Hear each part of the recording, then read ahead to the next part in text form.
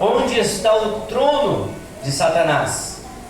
Mas retens o meu nome, e não negaste a minha fé, mesmo nos dias em que Antipas, minha testemunha fiel, foi morta entre vós, onde mora Satanás.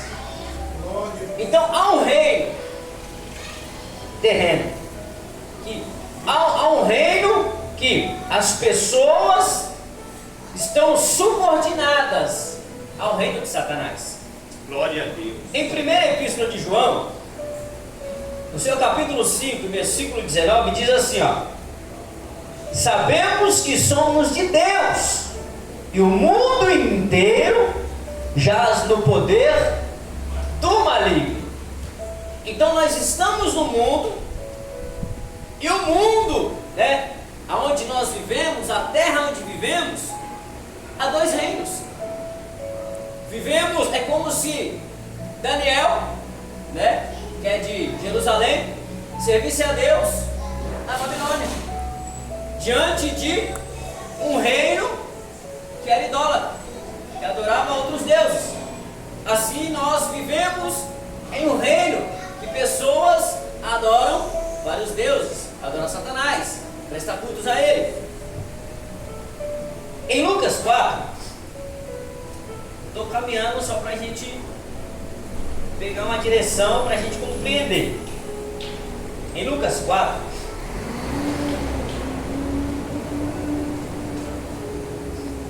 olha o que a Bíblia vai nos dizer.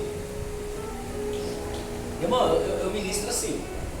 Glória a Deus. Glória a Deus. Eu gosto de expor, os versículos bíblicos, para que nós venhamos compreender, e depois a gente traz o que? A aplicação. Porque a gente precisa entender o que a Bíblia diz, sobre o reino de Deus, sobre o reino de Satanás, como que vivemos nesse reino, como que entramos nele, como que vemos ele. Então há todo um padrão para que a gente compreenda essas questões. Lucas 4, versículos 5 e 6 diz assim, ó: o diabo o conduziu a um alto monte e lhe mostrou em um momento todos os reinos da terra habitados. E o diabo lhe disse: dar-te-ei todo este poder e a glória desses reinos, pois ele me foi entregue, e eu a dou a quem eu quero. Satanás, ele tem poder. Não foi tirado o seu poder, só que ele é como se fosse um cachorrinho na coleira de Deus. Ele só vai até onde Deus permite. Lembra de Jó? Satanás ele passeava sobre a terra, rodeava por ela. Deus pergunta para ele: tem visto meu servo Jó? Ninguém na terra é como ele. Aí Satanás fala: pode te dar tudo para ele, tira, você vê se ele vai continuar te adorando. Deus falou: vai, toca tudo, só não toca na sua alma. O que aconteceu? Jó perdeu tudo, mas ele falou o quê? Deus me deu, Deus tomou. Bendito seja o nome do Senhor. Ele não estava preso às coisas materiais. Ele sabia qual era o Deus que ele servia. Glória a Deus. Então Satanás, ele tem o poder em suas mãos para dar a quem ele quer. Você vê pessoas hoje, ostentando carro, ostentando dinheiro, ostentando fama. Pergunta para eles quem foi que deu. Eles vão falar o quê? Foi Deus que me deu. Tem um filme, Deus Não Está Morto. É Deus Não Está Morto? É, Deus Não Está Morto. Uma mulher com Alzheimer não lembrava do filho. E o filho era empresário. E ele foi visitar a sua mãe. E a mãe não lembrava dele. Aí ele debochando da sua mãe, dizendo que tinha tudo, que tinha, carro, que tinha empresa, que era bem sucedido. E a mãe dele, usada por Deus, disse: Satanás te dá tudo. Te dá carro, te dá casa, te dá dinheiro, para você viver longe de Deus. Muitas pessoas hoje que têm, um status grande, é bem conhecido, tem dinheiro, ele ostenta isso, porque ele está apegado nisso. Quando Deus dá, a Bíblia diz que a bênção do Senhor enriquece e não acrescenta dores. Aleluia, Senhor. Glória, glória a Deus. Louvado, exaltado. Então muitas pessoas correm atrás de ter sucesso, né?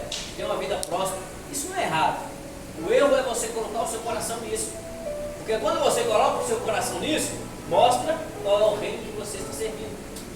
Mostra qual é o reino que você, sabe, serve, que você está disposto a estar à mercê. Voltando à primeira epístola de João,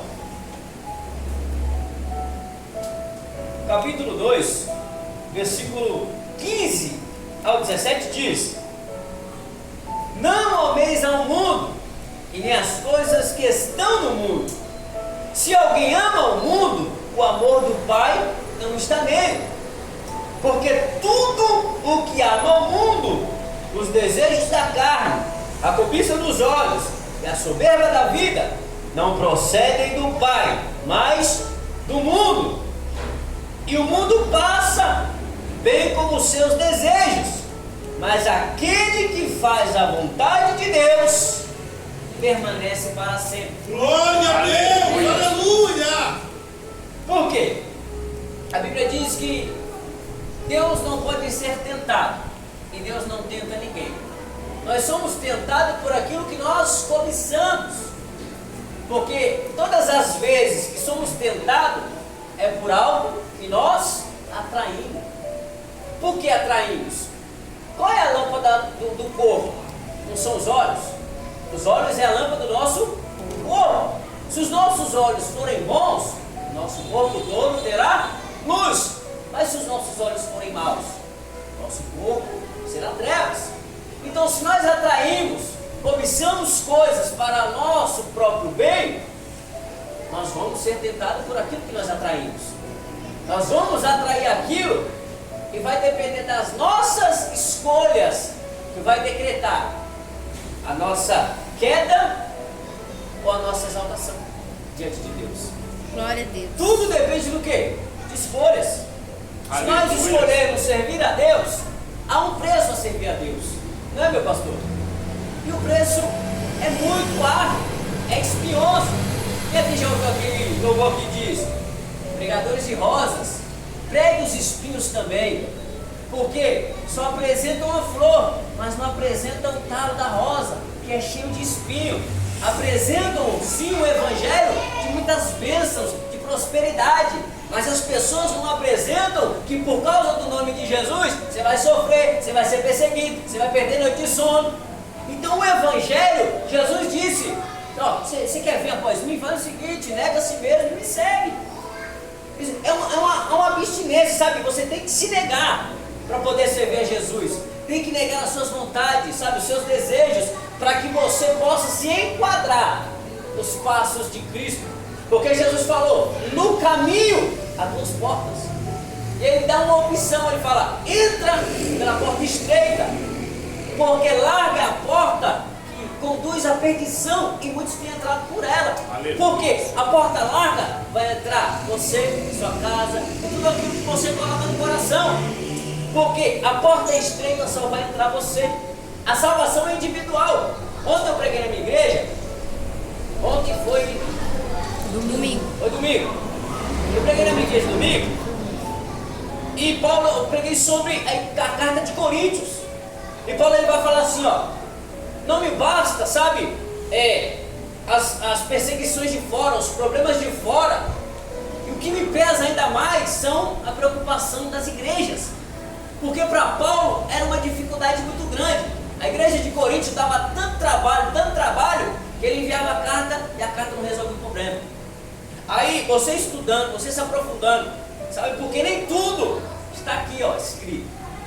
Nem tudo está escrito. Nós temos que procurar livros que vão nos edificar, que vão nos instruir naquilo que precisamos entender sobre a palavra.